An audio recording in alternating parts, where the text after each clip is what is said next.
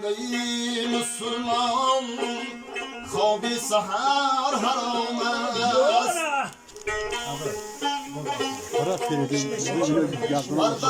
فایزلی در مسلمان فایزلی خواب گفتم سحر حرام است فرزندی بی حیا را پندی پدر حرام است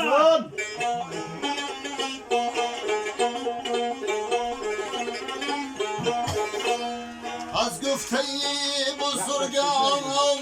یک مرشیل هنر کم آدم بی هنر را مثقال زر حرام است این برای به هنر رو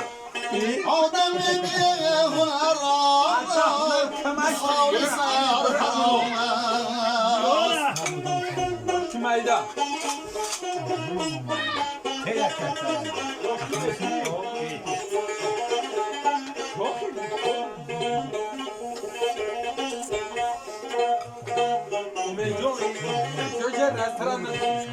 تنها سفر نکن تو تا نشوی پشیمان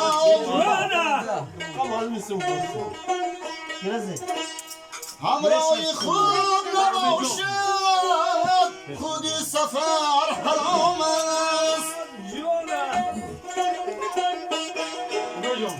تنها سفر نکن تو تا نشوی پشیمان همراه خوب نباشد خودی سفر حرام است ترس از خدا ندارد شرم و حیا ندارد بر زندگی فراست گوشوار ترکن نداره نمیتن ترس از خدا ندارد شرم و حیا ندارد خودتون برین بر زندگی خودتون برین فراست ایش کنم نمیکنم از ایری برید مرید خسا میشم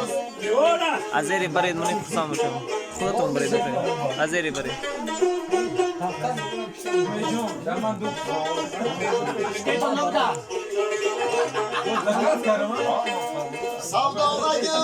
دستش با تقو دستش با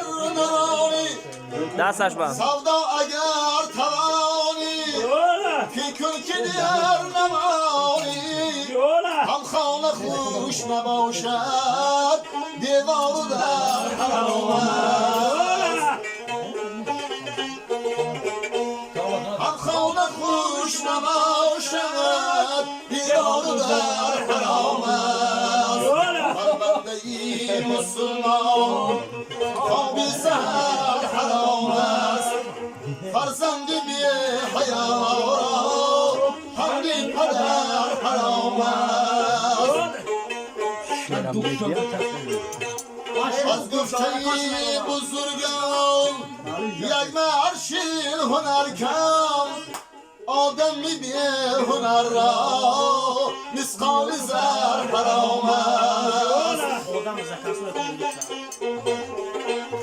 بر زنی بی فراست